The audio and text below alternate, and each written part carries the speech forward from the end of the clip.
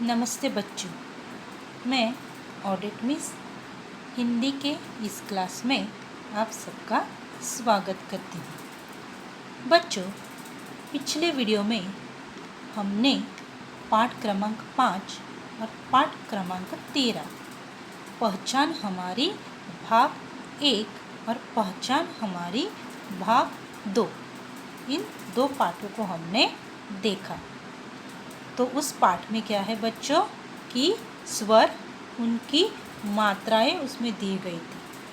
तो आपको वो पाठ अच्छी तरह से समझ में आ गया होगा। तो आज हम पढ़ने जा रहे हैं पाठ क्रमांक 10 गड़ा धन। प्रस्तुत कहानी में बताया गया है कि मेहनत कभी बेकार नहीं जाती।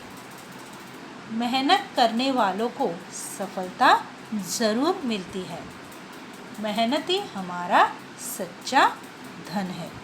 तो यह बात इस पाठ में बताई गई है। तो पूरा पाठ जो है वो मेहनत के ऊपर है, परिश्रम के ऊपर है। अब इस पाठ की जो कहानी है मैं आपको संक्षेप में बताना चाहती हूँ। शायद बच्चों ये कहानी आपको भी पता होगी।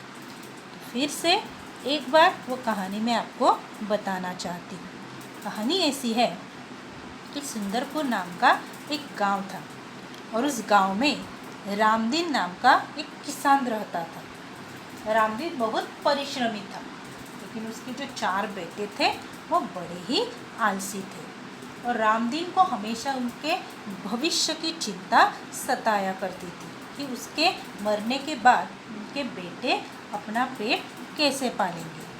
और रामदीन हमेशा इन्हीं विचारों में रहता था, इन्हीं विचारों में खोया रहता था। एक दिन उसकी पत्नी ने उसे एक उपाय सुझाया और वो उपाय सुनकर बड़ा ही क्या हो गया, खुश हो गया। अगली सुबह रामदीन ने अपने 4 बेटों को पास बुलाया और कहा कि मैं और तुम्हारी माँ अब बूढ़े हो गए हैं और हम दोनों कई तीर्थ यात्रा पर जाना चाहते हैं। तो मैंने तुम्हारे लिए खेत में धन गाड़कर छिपा रखा है। अगर तुम्हें कोई ज़रूरत पड़े तुम उसको निकाल कर उसका उपयोग कर लेना। रामदीन और उसकी पत्नी तीर्थ यात्रा पर चले गए और कुछ दिनों तक सब कुछ सामान्य चलता रहा। लेकिन धीरे धीरे उनके पास जो घर में जो धान्य था और धन था या पैसा था वो धीरे धीरे क्या होने लगा, समाप्त होने लगा। अब उनको चिंता होने लगी कि हम अपना पेट कैसा भरेंगे। तब उनको याद आया, पिताजी ने उनको कहा था कि मैंने खेत में धन गाड़ कर रखा है। तो फिर वो क्या करते हैं, कुदाल फावड़ा सब लेते हैं और 3-4 दिनों तक पूरे खेत को वो क्या करते हैं, खोदते हैं। लेकिन उन्हें कहीं पर भी गड़ा हुआ धन नहीं मिलता है। वो निराश हताश होकर लौट रहे थे। तभी उनको उनके पिताजी के एक मित्र मिल जाते हैं और फिर वो मित्र जो है उनको कारण पूछते हैं निराश हताश होने का। तो वो बताते हैं कि पिताजी ने हमको ऐसा ऐसा कहा था और क्या है कि हमने पूरा खेत खोद डाला लेकिन हमको कहीं पर भी वो गड़ा हुआ धन नहीं मिला। तो रामदीन के जो मित्र थे, मित्र ने उनको एक सलाह दी और उन्होंने कहा कि आप क्या करो कि आपने अभी खेत को तो खोद ही लिया है, तो आप उसमें बीज बो दो। तो उन्होंने उन 4 लड़कों ने उनके पिताजी के मित्र की बात मान ली और उन्होंने खेत में बीज बो दिए। और फिर क्या है, अच्छी बारिश हुई। अच्छी बारिश होने की वजह से नन्हे नन्हे अंकुर निकल आए और फसल बहुत ही अच्छी हुई। फिर फसल तैयार हो गई। उन्होंने फसल काटी और बोरियों में भरकर वो बाजार में बेचने के लिए लेके जाने वाले थे। इतने में रामदीन और उसकी पत्नी तीर्थ यात्रा से वापस लौट आते हैं। जैसे माता पिता आते हैं, ये 4 बच्चे उनके चरण स्पर्श करते हैं, उनके पाँव छूते हैं और फिर रामदीन जो है वो उन्हें बताता है कि अब तुम्हें समझ में आ गया होगा कि गड़ा हुआ धन क्या था या गड़े हुए धन का राज अब तुम्हें समझ में आ गया होगा। इस तरह की कहानी क्या है बच्चों, इस पाठ में दी गई है। तो अब हम बढ़ते हैं पाठ की ओर। सुंदरपुर गांव में रामदीन नामक किसान रहता था। उसके 4 बेटे थे।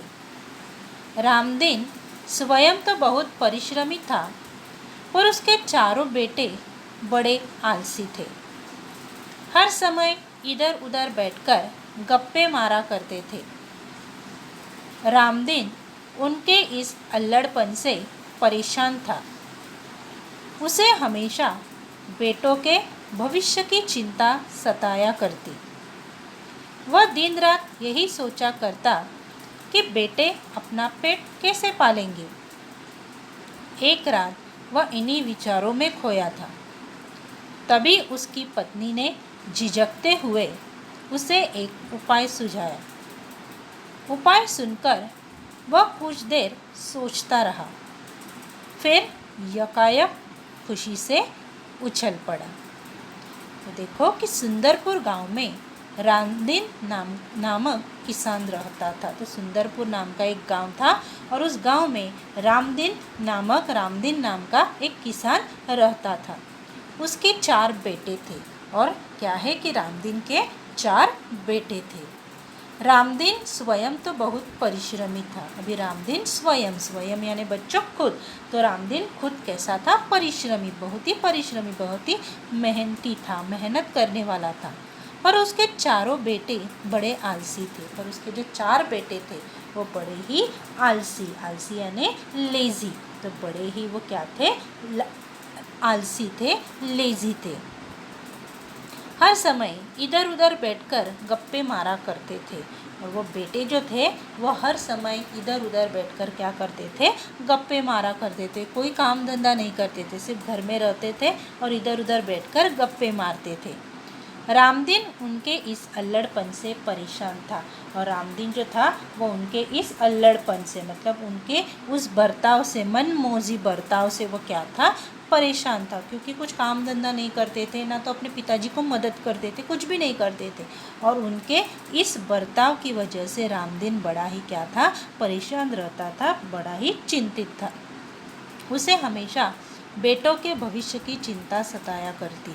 और रामदीन को हमेशा अपने बेटों के भविष्य की चिंता सताया करती। रामदीन हमेशा वही सोचता रहता कि अगर वो बूढ़ा हो जाए या वो मर जाए तो उसके मरने के बाद उनके बेटों का क्या होगा। तो उनके भविष्य, उनके फ्यूचर के बारे में जो वो चिंता थी, वो चिंता उसको सताया करती थी। वह दिन रात यही सोचा करता कि बेटे अपना पेट कैसे पालेंगे। तो वो दिन रात वो हमेशा यही सोचा करता था कि बेटे अपना पेट कैसे पालेंगे। अभी मैं मेहनत कर रहा हूँ, इसलिए उनका पेट भर रहा है, लेकिन जब मेरे हाथ पाँव काम करना बंद हो जाएंगे तब वो अपना पेट कैसा पालेंगे, तब वो अपना पेट कैसा भरेंगे। पेट पालना यानी पेट भरना, तो अपना पेट कैसा भरेंगे। एक रात वह इन्हीं विचारों में खोया था। एक रात वो क्या था, इन्हीं विचारों में खोया था, इन्हीं विचारों में वो डूबा हुआ था कि किस तरह से उन बेटों को काम पे लगाया जाए, किस तरह से उनको क्या है कि उनके आलसी स्वभाव से उनको बाहर निकाला जाए। इस विचारों में वो खोया था। तभी उसकी पत्नी ने झिझकते हुए उसे एक उपाय सुझाया। तभी उसकी जो पत्नी थी, उस पत्नी ने उसे झिझकते हुए मतलब क्या, डरते हुए बोलकर उसे एक उपाय सुझाया। उपाय यानी क्या, एक आइडिया उसको सुझाई। उपाय सुनकर वह कुछ देर सोचता रहा। फिर वो उपाय सुनकर वो कुछ देर तक सोचता रहा, कुछ देर तक वो सोचने लगा। फिर यकायक खुशी से उछल पड़ा। और फिर यकायक मतलब क्या, सडनली, एकदम ऐसे सडनली वो क्या करने लगा कि खुशी से उछल पड़ा, खुशी से वो नाचने लगा। अगली सुबह रामदीन ने अपने चारों बेटों को बुलाकर कहा, मैं और तुम्हारी माँ अब बूढ़े हो गए हैं। हम दूर तीर्थ यात्रा पर जा रहे हैं। मैंने खेत में धन गाड़कर छिपा रखा है। यदि कोई ज़रूरत पड़े तो उसे निकालकर उपयोग कर लेना। गड़े हुए धन की बात सुनकर बेटे खुश हो गए। और उन्होंने अपने पिताजी को खुशी खुशी तीर्थ यात्रा पर जाने के लिए कह दिया। तो क्या है कि अगली सुबह रामदीन ने अपने चारों बेटों को पास बुलाया। एक उसकी पत्नी ने रात को उसको उपाय सुझाया था, वो उपाय सुनकर वो बड़ा ही खुश हुआ। और अगली सुबह रामदीन ने क्या किया कि अपने चारों बेटों को अपने पास बुलाया और कहा, मैं और तुम्हारी माँ बूढ़े हो गए हैं। तो मैं और तुम्हारी माँ जो है वो क्या है कि बूढ़े हो गए हैं, हम बूढ़े हो चुके हैं, हम दूर तीर्थ यात्रा पर जा रहे हैं। और हम दोनों जो है वो दूर तीर्थ यात्रा मतलब बच्चों पवित्र स्थान की यात्रा, जो पवित्र स्थान होते हैं उनकी यात्रा करना। तो हम दूर तीर्थ यात्रा पर जा रहे हैं।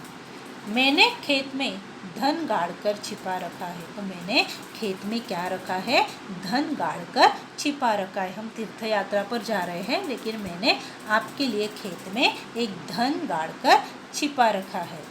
यदि कोई ज़रूरत पड़े तो उसे निकाल कर उपयोग कर लेना। तो यदि तुम्हें अगर कोई ज़रूरत पड़े तो क्या है कि उस धन को निकाल कर, खेत से निकाल कर तुम क्या कर लेना, उपयोग कर लेना। अगर कुछ तुम्हें कठिनाइयाँ आती है, कुछ मुसीबत आती है तो उस धन को तुम निकालो और उसका उपयोग तुम कर लेना। गड़े हुए धन की बात सुनकर बेटे खुश हो गए। तो गड़े हुए धन की बात सुनकर वो चारों बड़े ही खुश हो गए, क्योंकि एक तो वो बड़े आलसी थे, उनको कोई मेहनत नहीं करनी थी। तो ऐसा पिताजी ने उनको कहा कि मैंने कुछ छिपा के रखा है, धन गाड़ के रखा है। तो ये सुनकर वो चारों ही बड़े ही क्या हो गए, खुश हो गए। और उन्होंने अपने पिताजी को खुशी खुशी तीर्थ यात्रा पर जाने के लिए कह दिया। और उन्होंने, उन चारों ने अपने पिता को बड़े खुश हो रहे थे, तो बड़े खुशी खुशी उन्होंने अपने पिताजी को तीर्थ यात्रा पर जाने के लिए कह दिया। वे मन ही मन खुश हो गए कि अब कुछ दिनों तक पिताजी का बंधन भी उन पर नहीं होगा। रामदीन के जाने के बाद कुछ दिनों तक तो सब कुछ सामान्य चलता रहा, पर उसके बाद पास का धन और घर का धान्य समाप्त होने लगा। अब चारों भाइयों को चिंता हुई। उन्हें अपने पिताजी की कही बात याद आ गई कि ज़रूरत पड़ने पर खेत में गड़ा धन निकाल लेना। तो क्या है कि वे मन ही मन बड़े खुश हो गए। उन्होंने खुशी खुशी अपने माता पिता को तीर्थ यात्रा पर जाने के लिए कह दिया और वे मन ही मन बड़े खुश हो गए, मन में बड़े खुश, उनके मन में लड्डू फूट रहे थे कि पिताजी ने हमारे लिए खेत में कुछ तो गाड़ के रखा है। तो वो बड़े मन ही मन में खुश हो गए कि अब कुछ दिनों तक पिताजी का बंधन उन पर नहीं होगा। तो अब कुछ दिनों तक पिताजी का बंधन यानी क्या बच्चों, डिस्ट्रिक्शन। उनके पिताजी बड़े स्ट्रिक्ट थे, बड़े कड़े स्वभाव के थे और वो हमेशा उनको डांटा करते थे। अब पिताजी ही नहीं रहेंगे, वो तीर्थ यात्रा पर गए हैं, तो कुछ दिनों तक पिताजी का बंधन उनके ऊपर नहीं होगा। उनको डांटने वाला, उनको टोकने वाला या उनको कुछ भी बोलने वाला कोई भी नहीं है, तो पिताजी का बंधन उनके ऊपर नहीं होगा। रामदीन के जाने के बाद कुछ दिनों तक तो सब कुछ सामान्य चलता रहा। अब रामदीन के चले जाने के बाद, रामदीन और उसकी पत्नी तो चले गए तीर्थ यात्रा पर, तो उनको चले जाने के बाद सब कुछ सामान्य चलता रहा। सामान्य यानी क्या, नॉर्मल, जैसा हमेशा चलता था वैसे ही। मतलब जब रामदीन रहता तब भी वैसा ही और अभी भी वैसा ही, तो वैसा ही चल रहा था। तो रामदीन के चले जाने के बाद कुछ दिनों तक तो सामान्य चलता रहा, पर उसके बाद पास का धन और घर का धान्य समाप्त होने लगा।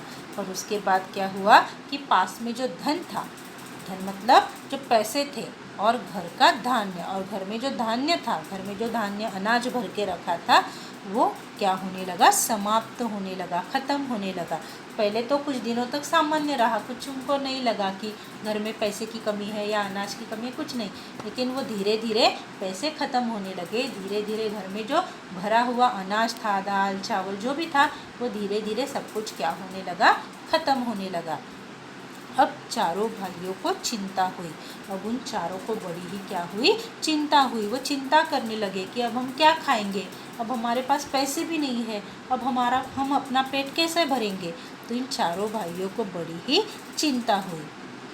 उन्हें अपने पिताजी की कही बात याद आई और उन्हें अपने पिताजी की कही हुई बात याद आई कि ज़रूरत पड़ने पर खेत में से गड़ा धन निकाल लेना। तो उनके पिताजी ने उनको कहा था कि अगर तुम्हें ज़रूरत पड़ेगी, कुछ ज़रूरत पड़ेगी, तब मैंने क्या किया है, खेत में धन गाड़ के छिपा कर रखा है, तो ज़रूरत पड़ेगी तो क्या है, गड़ा धन निकाल लेना। तो जो गड़ा हुआ धन है उसे निकाल कर आप इस्तेमाल कर लेना। तो बच्चों, ये पाठ मैं यहीं पर समाप्त करती हूँ। अगला बचा हुआ जो पाठ है वो हम अगले वीडियो में देखेंगे। तब तक बच्चों, जो सिखाया हुआ पाठ है आप उसको घर में पढ़ेंगे। अब हमारी मुलाकात अगले वीडियो में होगी। तब तक के लिए धन्यवाद।